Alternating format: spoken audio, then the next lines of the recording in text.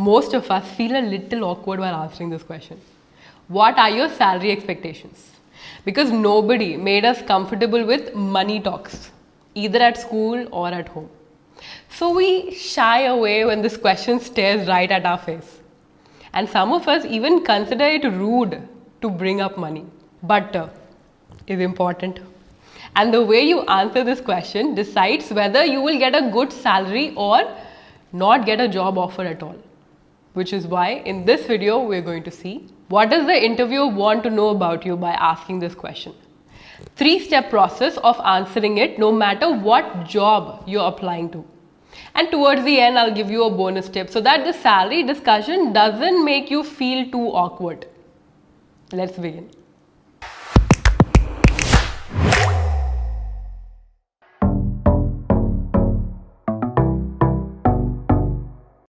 Every recruiter is different.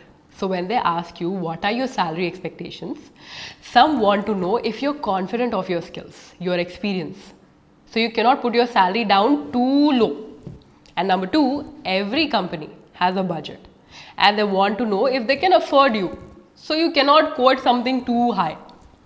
Keeping those 2 points in mind, here's how you should not answer it. I expect X lakhs per annum. Don't give a set number unless at the end of the interview process the employer mentions it and you are negotiating it. Are you serious? You're giving me that low? Even if the amount they offer seems less, respond gracefully and ask if you can negotiate. And most importantly, don't bring it up during the interview unless the interviewer asks for it. Just a few months back, in the middle of an interview, one guy told me, "My pay scale is in millions. You're a startup, you can't afford me, but I'm willing to work part-time for you." As soon as he said this, it told me that the guy is more concerned about money rather than working with me or for the mission of the company, and will leave when a better salary comes along. So why will I waste my time in teaching him something? So the rule of thumb is be gracious and let the interviewer bring it up. And in case the interviewer brings it up, this is how you can answer the question.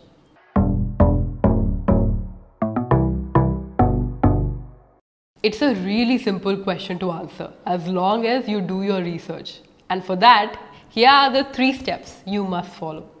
Number 1, know yourself. List down your educational background, experience, specializations, and unique skills that you have so that you know exactly what all you bring to the table. This list will help you justify the salary range you give to the interview. Number 2, know the job and the company. Money is great, but it is not the only reason to keep you happy at a job. On an average, we spend around 90,000 hours of our life working.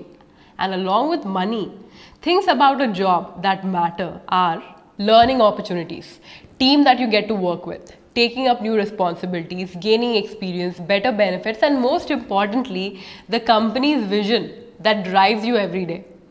For some, office location matters too. So take into account all of these benefits that a company offers you before settling on a number. And the third and the most obvious step is to find out what the industry is paying. Go to websites like LinkedIn, Glassdoor.com, Salary.com and find out what are the industry standards for a particular role and experience level. Also remember that salaries change based on location.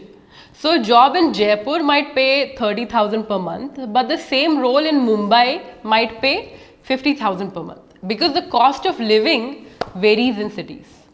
With that in mind, after doing your 3-step research, here's one of the ways that you can answer this question. I don't exactly know for the role I'm applying to what a typical workday at ABC looks like. But today during the interview process, I hope to interact with various members from the team and get to know more about the training, development opportunities and experience of working at this company. If this is the right job for me, I'm sure we can come to an agreement on the salary. As you can see, you're politely shifting the focus away from a specific number to other benefits the job has to offer and are showing that you're willing to negotiate. If you're a fresher, then the answer can be tweaked like this. Since I'm a fresher, I'm looking forward to getting started with my career. I'm passionate about my field and I know that ABC will give me an opportunity to get a hands-on experience. I don't doubt that you compensate your freshers well. Money is important, but for me, what I get to learn and working for your company is equally important. You don't have to say exactly the same thing. Use your own words, but you're getting what I'm trying to say, right? When you show that what you're going to learn from a company and how you're going to contribute is important to you, then you as a fresher become more preferable when compared to others with similar qualifications. But if the interviewer is adamant about you providing a figure, then follow the 3-step process we discussed earlier. And after knowing more about the industry standards, the company, and the value add you bring to the table, you can structure your answer like this. Based on my 10 years of experience in XYZ field and the info provided on Glassdoor, I believe a salary in the range of X to Y with ABC benefits, whether it is ESOP, stocks or paid vacation, would do justice. Or, based on my previous package and the skills I bring to this job, I expect a salary in the general range of X to Y. But I'm open to discussing what you think is a fair salary according to the company's compensation policies. It's good to take your current salary into account before deciding your salary range. But remember this, if you stay in the same company, then your typical yearly increase in salary will be around 3 to 5%. And if you get a promotion, then the increase will be between 10 to 15%. So if you're changing jobs, then asking for a 25% increase is a little far-fetched. So keep your expectations realistic and back it up with why.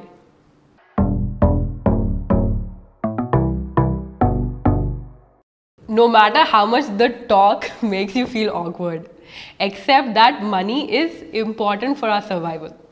You will need it to pay your bills, pay your education loan, buy a house, have some fun and save some for a rainy day, like the lockdown.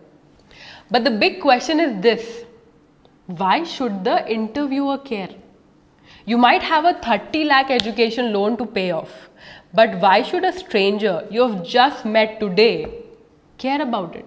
So today's bonus tip is this, never use your personal needs to justify your salary range.